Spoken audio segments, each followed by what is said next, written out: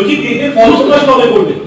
টেটের ফল প্রকাশ তো আমরা যেভাবে আগের বছর হয়েছে তোমরা আমরা তো জানি আমরা টেটের ফল প্রকাশটা আমরা করার জন্য তার একটি স্টেপ আছে। ফার্স্ট স্টেপ হচ্ছে যে একটা মডেল অ্যান্সার কি আমরা দেবো, মডেল অ্যান্সার কি আমরা দেবো, কিছুদিনের মধ্যেই আমরা দেবো। অ্যান্সার কি দেওয়ার পর প্রত্যেক ক্যান্ডিডেটদেরকে আমরা বলে দেবো যে যদি কোনো আপনাদের পড়ার থাকে, মানে এই প্রশ্নের উত্তর ধরুন এর কোশ্চেন নাম্বার এ, তার উত্তরটা বি বা সি হবে, আমরা বলে দিলাম বি হবে। কোনো পরীক্ষার্থী বলতে পারে না বি না এটা সি হবে। সেই জন্য চ্যালেঞ্জ করার জন্য তাদেরকে আমরা টাইম দেবো, নির্দিষ্ট টাইম দেওয়া থাকবে। নির্দিষ্ট টাইমের মধ্যে সে ক্যান্ডিডেটরা আমাদের মডেল উত্তরের রেসপেক্টে তারা তাদের মতামত দেবে। মতামত দেওয়ার পর যদি দেখি যে আমরা যে উত্তরটা বলেছি সেই উত্তরের সঙ্গে তাদের উত্তর গড়মিল থাকছে, সেক্ষেত্রে আমরা কিন্তু আবার একটা এক্সপার্ট থার্ড ওপিনিয়ন আমরা একটা নেবো।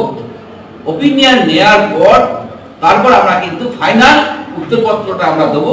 তারপরে কিন্তু আমরা মানে রেজাল্ট আমরা পাবো। খুব বেশি দিন আমাদের লাগবে বলে মনে আমরা চেষ্টা করবো। আগেরবার যেভাবে আমরা মানে রেজাল্টটা বার করেছিলাম সেভাবে রেজাল্ট বার করা। তো মোবাইলের বিষয় আছে, এক্ষেত্রেও যদি প্রমাণ হয় কেউ মেলাইন করেছে অথবা সাবোটাজ করেছে, তাহলে কি করবে? তাহলে এই পরীক্ষা নিয়ে তো প্রশ্ন উঠবে যে আগে থেকে যদি প্রশ্নপত্র বিক্রি হয়ে যায়, যদি প্রমাণিত হয়, তখন কি করবে? না না না, কখনই না, এই ধরনের কোনো কখনোই সেরকম কোনো ঘটনা ঘটেনি। আমরা দেখছি তদন্তের আগে আপনি কি করে বলে দিচ্ছেন? আমরা দেখছি, তদন্ত করছি আমরা দেখছি। ক্যান্ডিডেট না না, ক্যান্ডিডেটদের কোনো বেনিফিট হওয়ার প্রশ্ন না, তারা আবার আমাদের ঢুকে গেছে।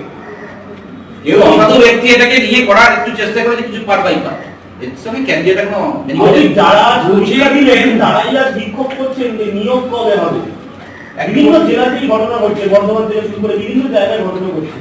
এই বিষয়ে আপনাদের কি অবস্থা, নিয়োগ কবে হবে? অবস্থান ধরুন আমরা তো একটা করেছি বললাম, সেটা হওয়ার পরে যখন আমরা ভ্যাকেন্সি পাবো তখন পোর্ট ভ্যাকেন্সি পাওয়ার পর সঙ্গে সঙ্গে নিয়ম অনুযায়ী বিজ্ঞপ্তি